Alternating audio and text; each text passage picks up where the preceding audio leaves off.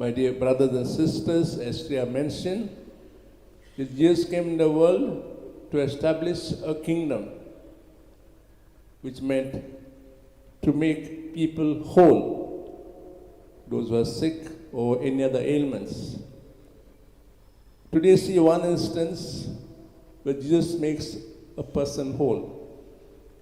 And Mark narrates this beautifully. All the evangelists, be it Matthew, Mark, Luke, and John, narrate the miracle Jesus performed or worked in the form of stories so that we can clearly understand the story and take a message home with us. The message home with us is about prayer. You heard the words, if you will, I will. Two words, catchy words, have a lot of depth in them. They talk about prayer. But before we go dwell into that, let's see the story. It's about a leper. Today the leprosy is not contagious, it can be healed.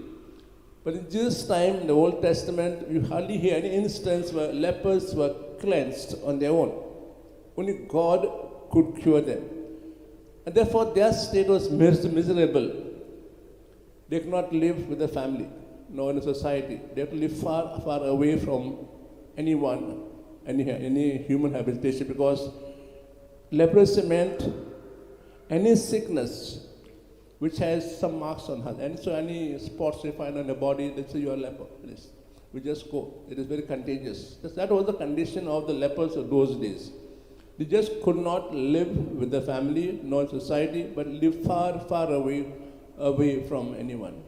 And if they happen to come to the city or town or village to do some shopping, they have to cover their face totally and cry out and tell people, be away from me, be away, lest you get the so-called sickness from you. So it was a condition so miserable. So they could not live a fully human life. And today you find a leper takes courage to come to Jesus as he's passing by. You can imagine the faith, the boldness, the courage he had. And his prayer is very nice. He knows that this person is someone different, not like the Pharisees, scribes who did discard them. He knows this person accepts all without any conditions. He kneels down. The sign of that this person is not ordinary person, having divine powers, maybe God himself. And asks him, if you will. If you will. And Jesus does something very extraordinary. He touches him. Nobody could touch lepers because it was contagious, but Jesus touches him. Shows Jesus doesn't care so-called your customs, the rituals at that time. You are equal to me, you are same to me. And says, I will.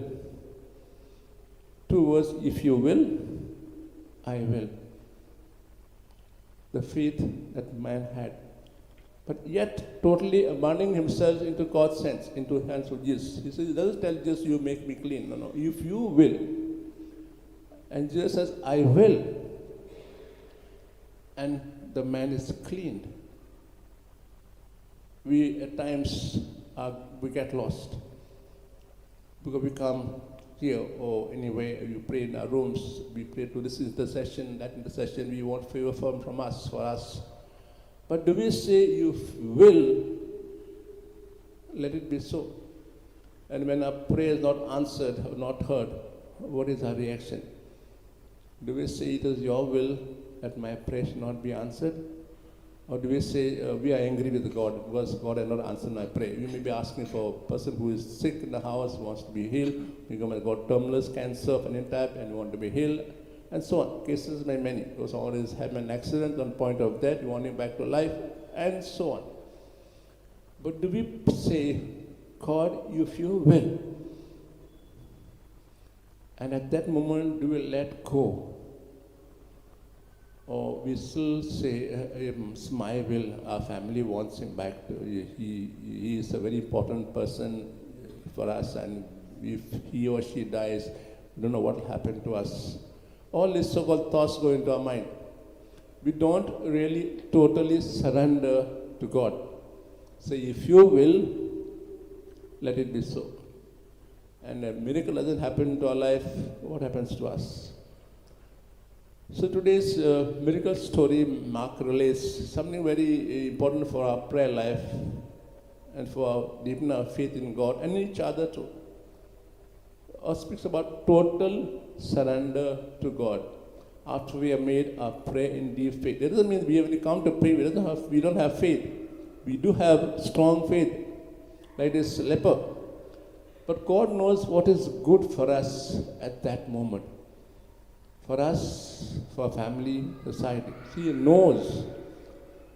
If you recall to mind the history of our own state before the liberation, if you recall, you'll find that the authorities pleaded this for Saint Xavier.